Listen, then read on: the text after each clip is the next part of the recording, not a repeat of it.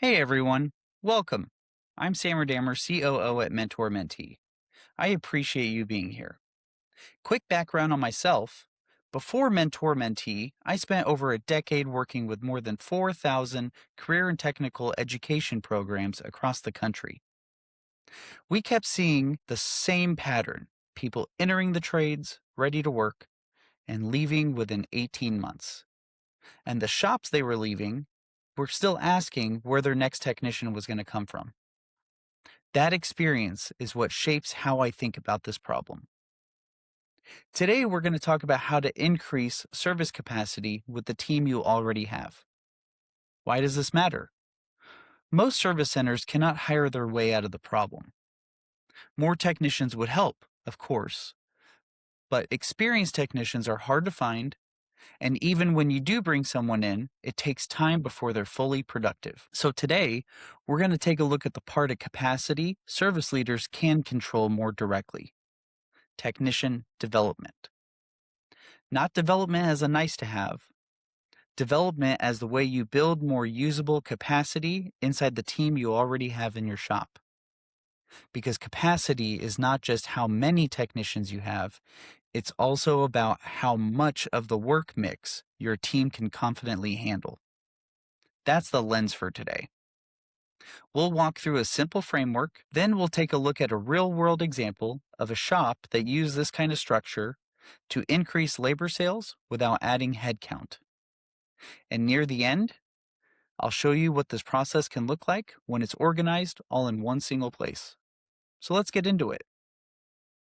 When we talk about capacity, it's easy to think only in terms of headcount, bays, and hours.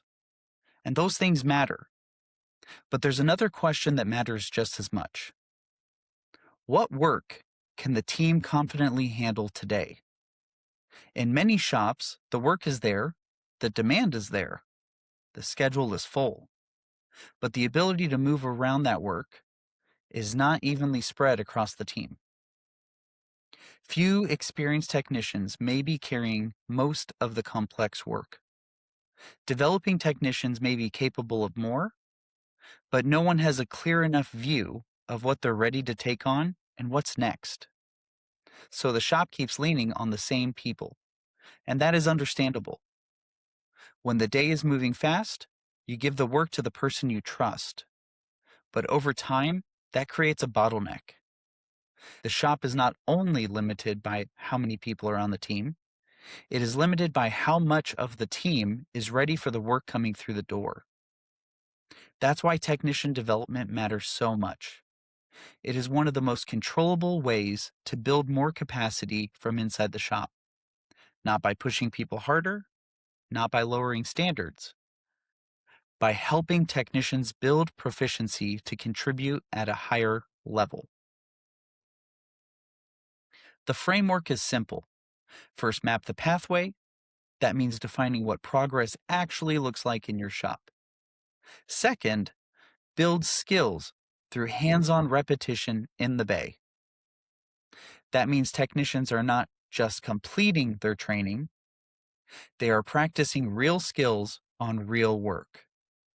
And third, validate progress with seasoned technicians. That means experienced people are reviewing the work, giving feedback, and helping developing technicians understand the why behind the repair. Those three pieces work together. The pathway gives direction, the repetitions build experience, and the validation makes sure that the work is improving and the knowledge is being passed down. It becomes something the shop can see, support, and manage. The first step is mapping the pathway. Most shops already have levels in mind: apprentice, C-Tech, B-Tech, A-Tech, bronze, silver, gold. We've heard them all. The pathway becomes more useful when skills inside each of those levels are clear. What should a newer technician learn first? What skills should a C-Tech be building? What needs to be demonstrated before someone moves into B-level work? And what does your shop expect from an A-Tech or even a master technician? When those skills are clear, everyone has a better picture of progress. The technician can see what's coming next. The manager has a more specific way to coach and handle one-on-ones. The shop can connect development to the work it actually needs the team to handle. That is important because the pathway should not be generic. It should reflect your operation, like your brands, your services, your repair mix, and your standards. That is what turns technician growth from a vague conversation into something practical. The second step is building skills through hands-on repetitions in the bay. Training matters. Online courses, OEM programs, safety training, classroom learning, all of that has to be in place. But training completion is not the same as proficiency. A technician builds proficiency by doing the work. They need repetition. They need real repair orders. They need to practice the skill in the environment where their work is actually going to happen. That is what we mean by reps. A rep, or repetition, is a real instance of a technician performing a skill in the bay. The technician completes the work, the repetition gets tracked, and over time, those reps show where the technician is gaining experience and where they still need support. That matters because proficiency is not built in one attempt. Someone may understand the skill, but need more practice before they can perform it consistently and confidently on their own. That is normal. The value of tracking reps is that growth becomes visible. The shop can see what the technician has actually done, not just what they've been trained on. That gives leaders a better way to support development. Where does the technician need more practice? Where are they gaining their confidence? And what item should they focus on or work on next? That is how skill growth happens inside the normal flow of work. The third step is validation. Because it's not enough to count a rep, the shop also needs to know what has been worked on. Was the repair completed correctly?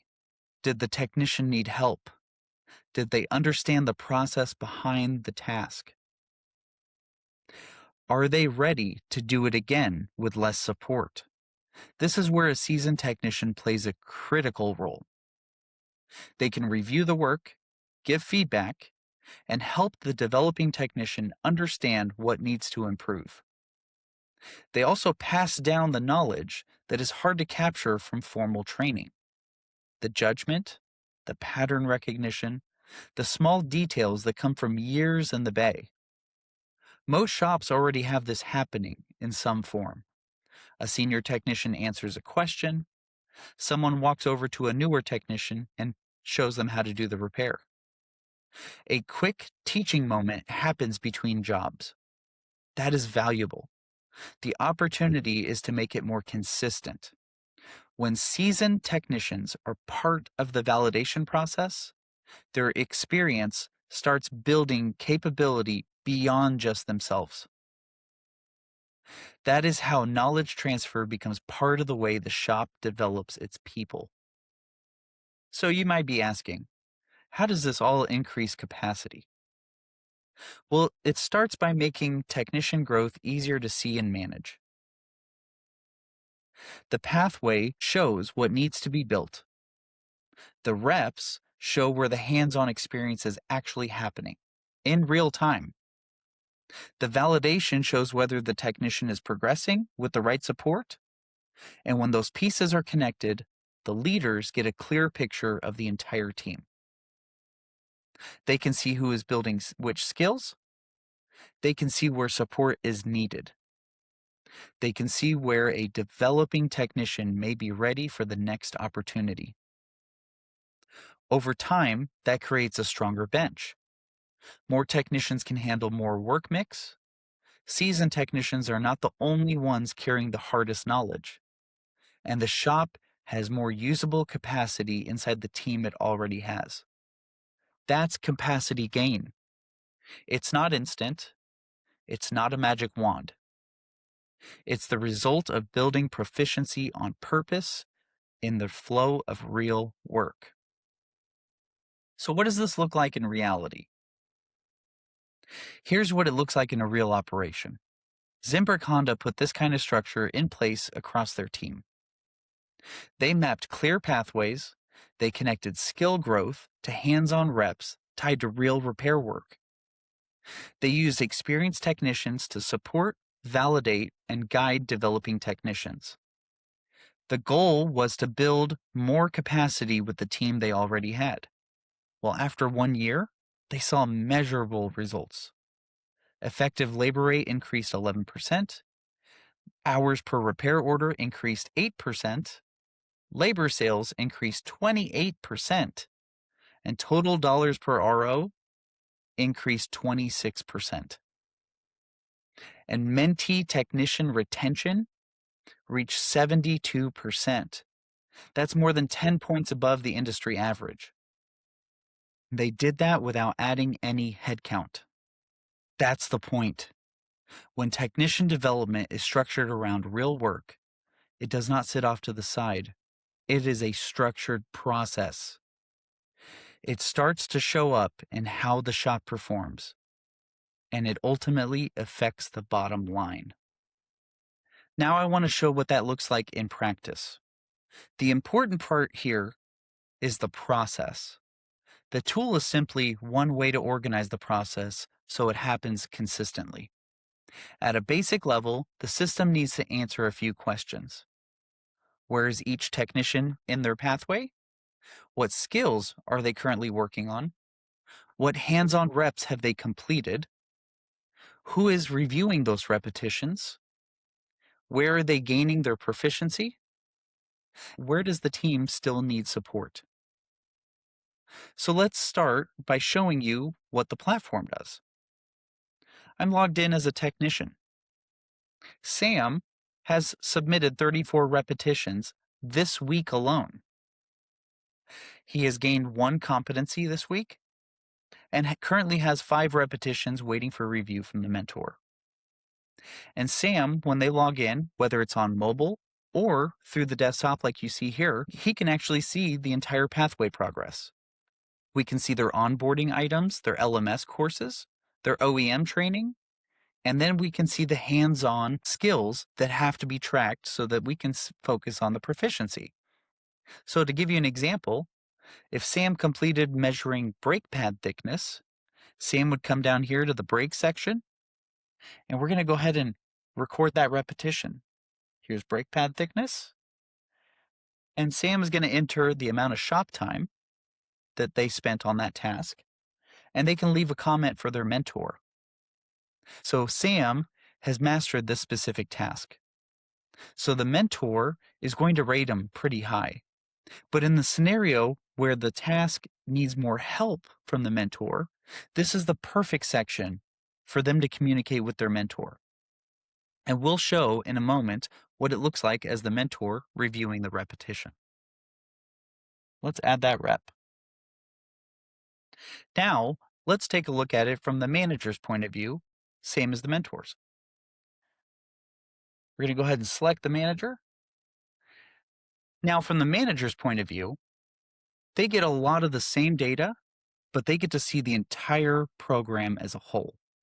So, for example, a manager is going to see how many mentees are in the program, how many repetitions are waiting to be reviewed by mentors, and the total number of competencies gained by the team holistically for this week. The manager can actually see on the charts where everyone is at within their pathway completion, and they can see which mentors have been reviewing and which ones have yet to review certain repetitions. And very quickly, managers can scroll down and see where everyone is at within their pathway. We can see Michael has just completed his onboarding and started working on manual drivetrain and axles. Same with Sam. The manager can see Sam as the apprentice. He has completed all of his onboarding, and is currently working on suspension and steering and brakes. And he is on his way to get his ASE G1 certification from this. That is clear, measurable growth. Having a system like Mentor Mentee gives you the capability, but what we're focused on is showing the process, ensuring that every technician has a pathway and a mentor to help guide them. That's the main idea. When the pathway, reps, feedback, and visibility are connected, technician development becomes easier to manage. And when development is easier to manage, the shop can build more capacity with the team that they already have. So the takeaway is simple. The capacity you need may already be in your building. The capacity has to be developed. It has to be visible. It has to be supported through real work, and that starts with a clear pathway. It builds through hands-on reps in the bay, and it gets stronger when a seasoned technician validates the work and passes down what they already know. This is one of the most controllable ways a service center can build more capacity from inside. Now I want to open it up for questions.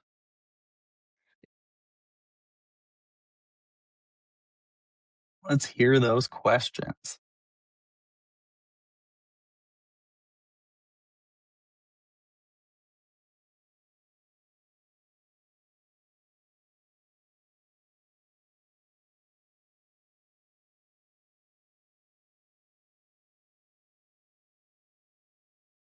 Come on, I know there are some questions out there. Let's get them added. Oh, that's a great question. Do we have to build the pathway? I'm not sure where to begin. Well, the wonderful thing is with our team, you will actually get assigned a customer success manager who will actually walk you through, understand your needs, build out the pathway way before onboarding. That way, when your team gets the application, gets their online access, they immediately have the ability to start where they're currently at, whether they're entry level or they could be a B Tech working to get to their master technician status. So the pathways are easily built. We do all the heavy lifting and we ensure that we've got the right components. Oh, another great one, Ashley. How much time will this take for my technicians on a weekly basis? Well, every team's a little different. We've heard a couple of different scenarios where some technicians will post the repetition right after the job completion. We've also heard where they will tally them up and then record the repetitions either at the end of the day or at the end of the week. However, what we always suggest is making sure that in a timely manner, we're spending as least amount of time and getting that repetition recorded so that the mentors know where everyone's at and have time to validate.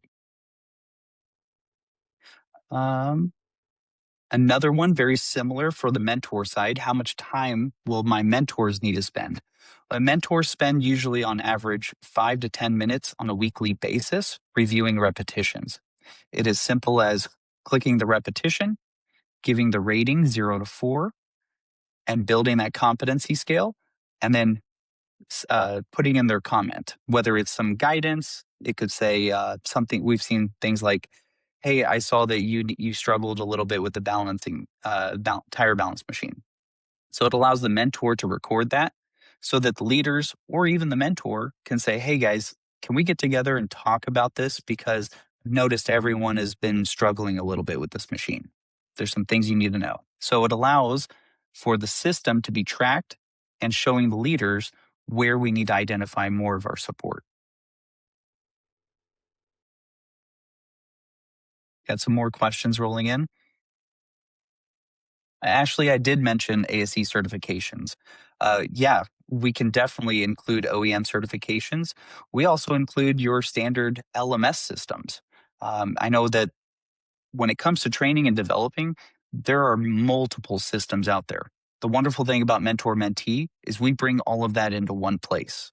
So a pathway can consist of your courses, your certifications, rewards, skill sets, uh, LMS training, OEM training. We bring it all into one place so that mentees know what they need to complete and how to get rewarded for that next step.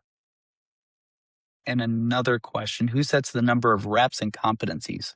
Can we adjust those as needed? Yeah. Well, in the past, we actually partnered with the ASE Education Foundation, and so we created a baseline as a standard.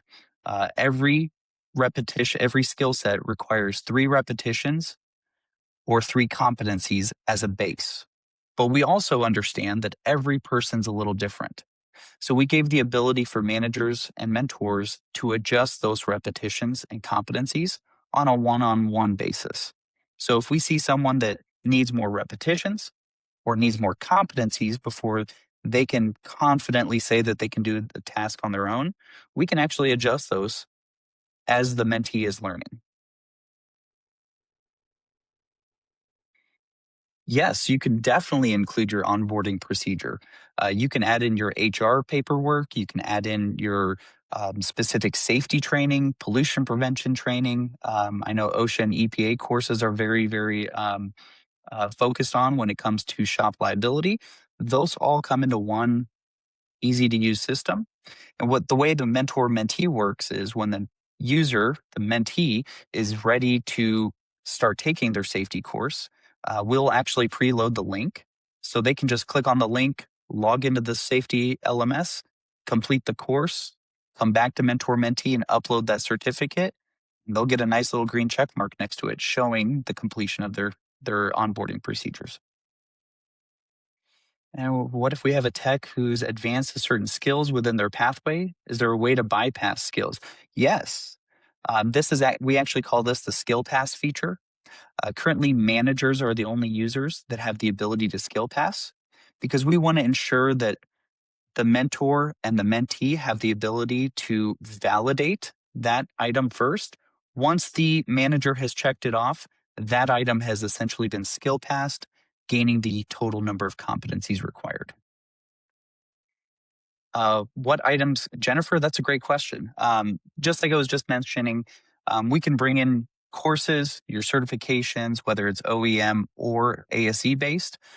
We even have ICAR certifications that have the ability to link out to ICAR and bring those items back in. So, um, really, the pathway is intended to be fully customizable. And we know that every shop is a little different. We all use different tools. And so we all bring that into one place. Do we work with apprenticeship programs? Yes, we do. In fact, that's where we started was working with the ASE Education Foundation and helping students who get placed into shops really have a system to track their apprenticeship work.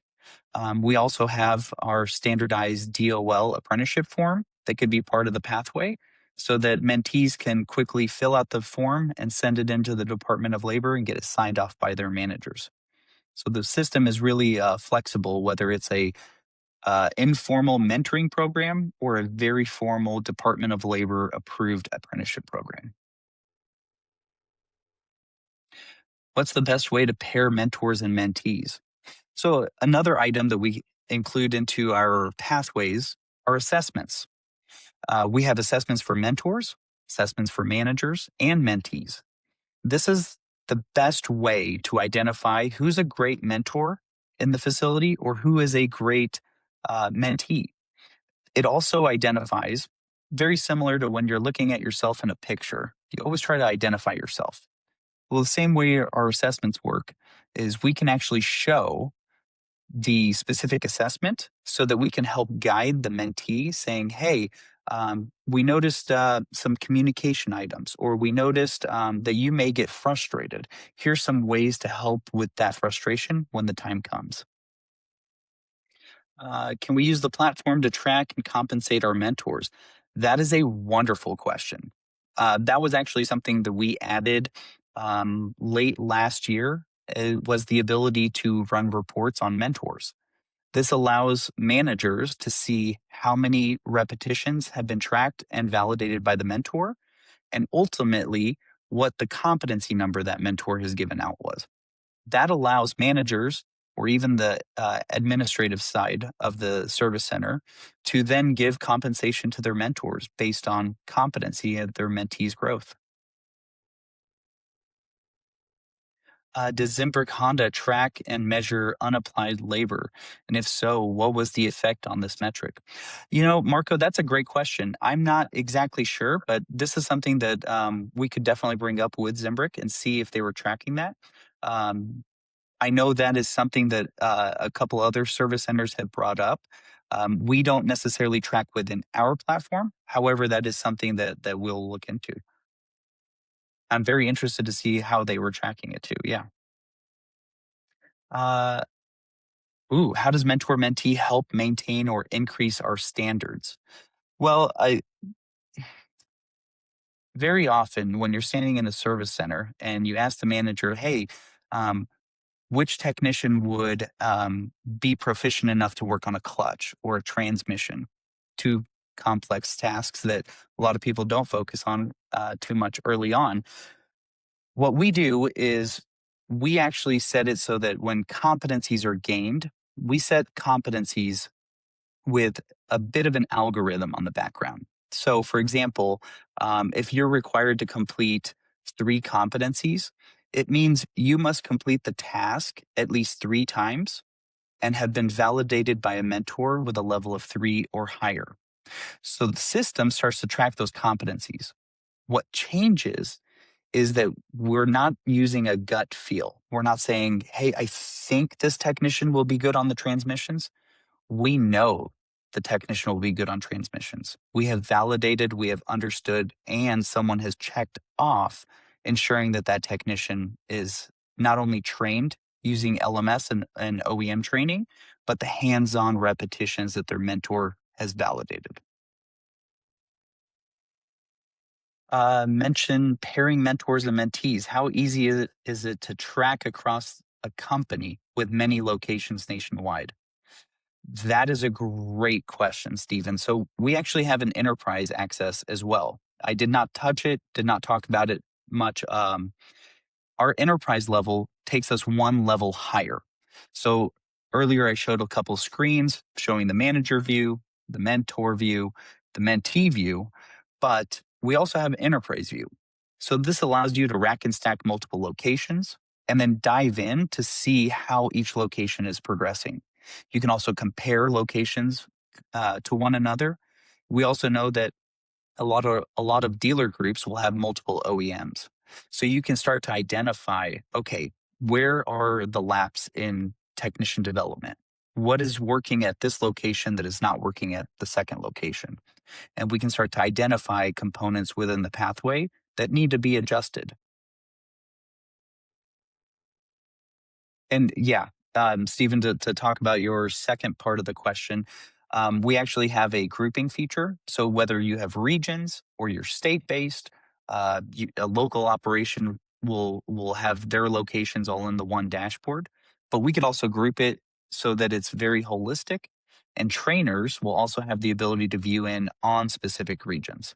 This allows for not only the enterprise leadership or the corporate leadership to be able to view those specific items, but it also dives down into the specific trainers, whether it's in-person training or online training, those items get tracked as well.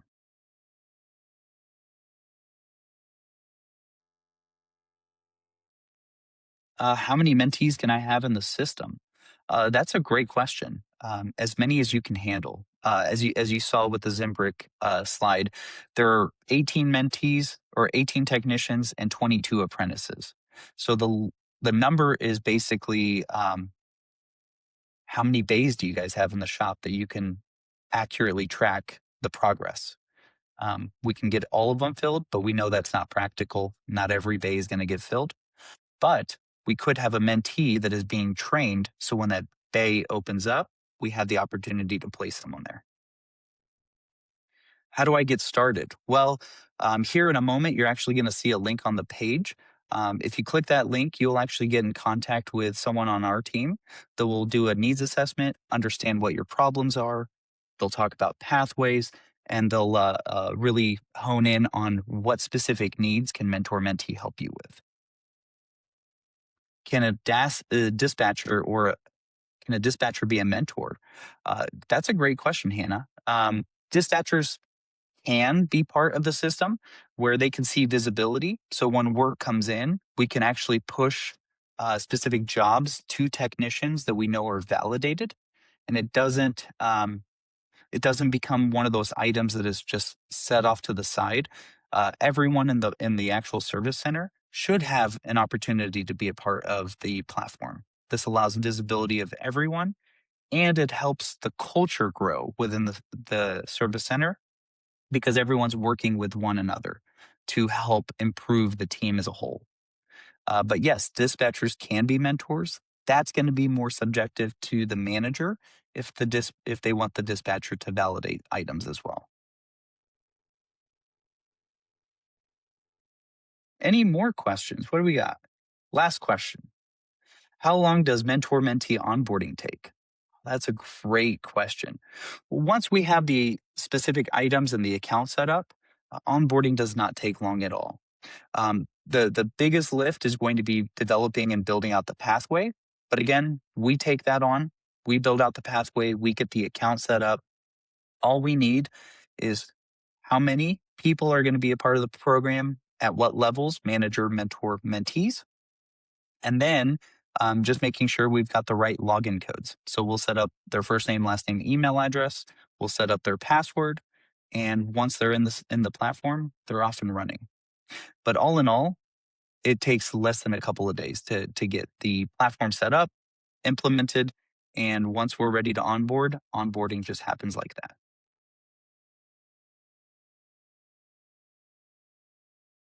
Okay, any other questions? I know Hannah said last question, but any other questions? Okay, well, like I said earlier, I really appreciate everyone being here. There's going to be a link on the screen if it's not there already. If this topic resonated with you, please click the Let's Talk button.